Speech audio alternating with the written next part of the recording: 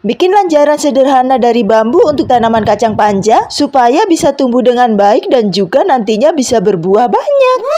Jadi ini kedua kalinya aku nanam kacang panjang guys. Jadi yang pertama kalinya dulu itu aku tuh kurang berhasil karena tanaman kacang panjang aku waktu itu diserang sama hama dan akhirnya dia itu kayak kerdil gitu guys. Makanya karena aku masih penasaran, aku akhirnya nanam lagi. Di sini tanaman aku yang kedua ini lumayan subur sih guys. Dan kemarin-kemarin itu juga diserang hama. Tapi alhamdulillah setelah aku melakukan penyemprotan untuk mengatasi masalah hama yang menyerang dengan menggunakan pestisida nabati, akhirnya hama-hamanya pada kabur guys. Jadi ternyata pestisida ini efektif banget loh guys untuk mengusir hama-hama pada tanaman. Untuk kalian yang sedang mengalami masalah hama terhadap tanaman kalian, kalian boleh coba nih pestisida yang aku gunakan. Kalian bisa cek untuk produknya di kolom komentar ya guys. Jadi setelah aku cek hamanya udah pada hilang, hari ini aku mau bikin lanjarannya. Karena memang tanaman kacang panjang aku ini sebenarnya tuh udah panjang-panjang banget guys batangnya. Dan sebenarnya ini aku telat untuk ngasih lanjaran. Karena kemarin-kemarin itu aku tuh masih ragu mau ngasih lanjaran karena aku ngeliat tuh tanaman aku ini keserang hama banyak banget. Jadi aku takut nanti dia pertumbuhannya jadi kerdil lagi kayak yang dulu. Awalnya niat aku berkebun itu aku mau melakukan cara organik ya guys. Jadi aku pikir dulu cukup aja untuk mengatasi hama itu dengan menggunakan pestisida nabati yang aku bikin sendiri. Tapi ternyata aku salah guys. Karena ada tanaman tertentu yang tidak cukup menggunakan pestisida yang kita bikin sendiri. Contohnya seperti kacang panjang ini, walaupun aku udah melakukan penyemprotan terhadap tanaman kacang panjang ini untuk mengusir hamanya dengan menggunakan pestisida nabati yang aku bikin sendiri, ternyata hamnya tuh nggak hilang guys. Jadi cuma sebagian aja dan sisanya tuh masih banyak, makanya pertumbuhannya tuh jadi terganggu. Tapi walaupun aku melakukan penyemprotan terhadap pestisida yang aku beli, tapi aku tetap menggunakan pestisida nabati ya guys. Dan aku tidak menggunakan pestisida kimia. Karena jujur aja pestisida kimia itu dengan baunya aja aku tuh udah ngerasa pusing gitu. Karena memang sayuran yang aku tanam ini hanya untuk konsumsi sendiri ya guys. Jadi aku pengennya sayuran yang aku tanam ini tidak menggunakan pestisida yang berbahaya. Karena kalian tahu sendiri ya guys, dengan menggunakan pestisida kimia pada tanaman yang kita tanam, sedangkan tanamannya mau kita konsumsi, dan apalagi penggunaan pestisidanya berlebih, pastinya nggak akan bagus banget ya untuk kesehatan kita. Jadi inilah kebaikan dan juga keuntungan jika kita berkebun sayuran sendiri guys. Kita bisa mengontrol pestisida apa yang kita gunakan untuk penyemprotan terhadap tanaman kita. Coba kalau sayuran yang kita beli, kita mana tahu guys pestisida apa aja yang mereka semprotkan terhadap sayuran yang kita beli itu. Itulah salah satu alasan kenapa aku tuh sekarang hobi berkebun sayuran guys. Karena aku memang pengen menghasilkan sayuran yang benar-benar sehat untuk dikonsumsi aku dan keluarga aku. Ya walaupun gak 100%